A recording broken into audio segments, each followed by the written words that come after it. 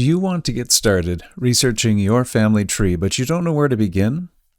Have you started, but you find the whole process overwhelming?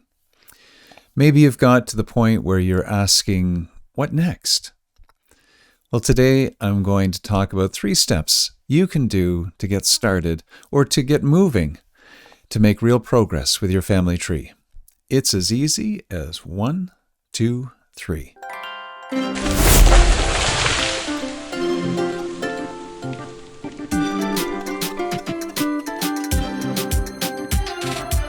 Hi, and welcome. My name is Jonathan Mills. I'm a retired pastor, a lifelong researcher, and an avid genealogist. I'm here to share from my years of genealogy experience in order to help you discover your ancestors, tell their stories, and leave a lasting legacy for future generations. Wherever you are on your journey, my goal is to provide you with practical, easy-to-follow instructions, along with a healthy dose of encouragement to help you accomplish your goals. Today, we're looking at the very start of the journey, and I've got 3 steps that you can take to get off to a great start with your family tree. Step 1, talk to family members. Now, this will depend on your specific situation, but generally speaking, you should start by talking to your oldest living relatives about your family. Ask them what their names were, where they lived. What do they know about your ancestors' lives? Older relatives often know more than they realize, and it's best to record as much information as possible while the older generations are still living and lucid. Make a determined effort to connect with somebody in your immediate family who has better knowledge of your extended family than you do. A grandparent, a great aunt or uncle, whoever. Now, if there's nobody left from those older generations, you can always start with your own parents or aunts and uncles.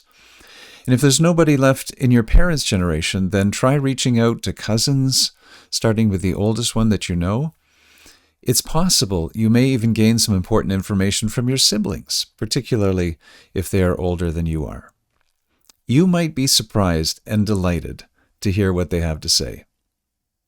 Creating your family tree inevitably requires you to search old documents about deceased ancestors, and this will occupy much of your time, but I found that the richest experiences often happen when you simply take the time to speak to your living relatives. A few years ago, I interviewed my mother-in-law. I found a sunny spot in her kitchen, set a smartphone on a little tripod on the kitchen table, and hit record. And then I sat behind the camera and asked her a number of questions about family members, about her memories of home, about school and life in the 30s and 40s, about her first job and other details. Now, here's one of the stories that she told me. She said, on the farm, Grandpa, that was her father, was always busy, and sometimes he could be a bit of a grumpy bear. One time, Grandma wanted to go to town. I went to tell Grandpa this, and he said, I'm not going to take her. You take her. And so my mother-in-law, who was young at the time, she said, so I did. She went on to say, I had never driven the car, but I knew how to drive the tractor, and I thought, how hard could it be? So I got in the car and began backing out of the garage. But unfortunately, I started to turn too soon, and the front fender caught on the side post holding the garage door. But Grandma got in the car, and off we went to town. Grandpa never said a thing about it. I was 13 years old at the time. Well, our family might not know this story, except for the fact that somebody asked. It helps us to understand Grandpa's personality and a lot about the courage and temerity of my mother-in-law at the age of 13, and Grandma's quiet determination, too. Step 2. Ask about existing family trees. In my experience, it's very common to find someone in your extended family who's already a kind of unofficial family genealogist. This will give you a huge advantage if you're able to build upon the work of someone else. My genealogy journey really took off when I was traveling regular to Nova Scotia, Canada, during my doctoral studies. On one trip, I dropped in to visit Aunt Betty and Uncle Leslie. In conversation, I started asking some questions about the Jackson family. After a while, Uncle Les got up and said, "I'll be right back." When he returned, he handed me 3 big binders containing family trees for our ancestors, the Jacksons, the Macquaries, and others. Uncle Les said, "I'm done with these now. I want you to have them." As I glanced through the pages, I was overwhelmed with the wealth of information right there at my fingertips. And those binders ignited a spark in me. And I've been adding and improving and expanding these family trees for years now.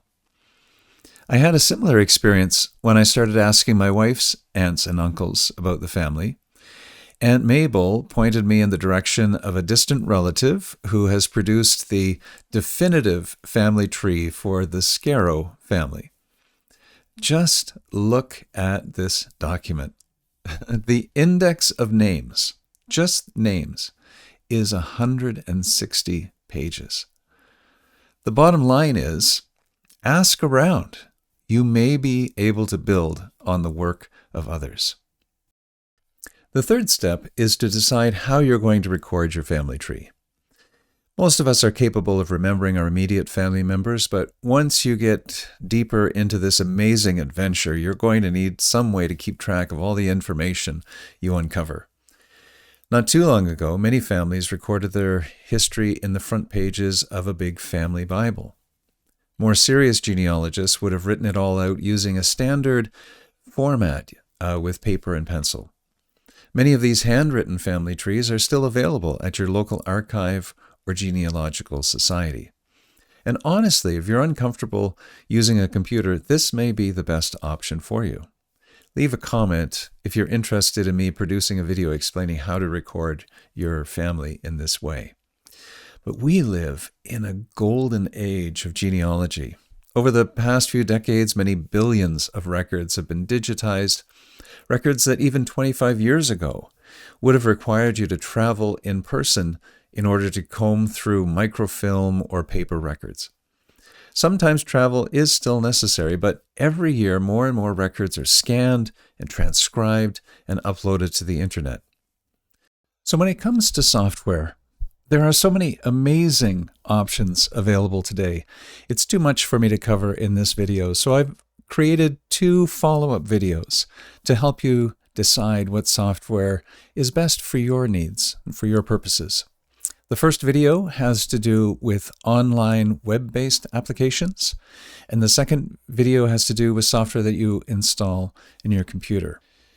So at the end of this video, there will be links to both of these follow-up videos, and I hope that you'll find them helpful as they walk through some of the important considerations, as well as pros and cons, to help you make an informed decision about what software will best suit your needs and your purposes. So there you have it, 3 steps to get you started with your family tree. Thanks for watching this video to the end. If it's provided you with value, then go ahead and click the thumbs up button and subscribe to the channel if you like to see more content like this. And if you have a specific question, problem, or interest relating to genealogy, drop that in the comments and I'll do my best to respond to it in a future video. See you next time.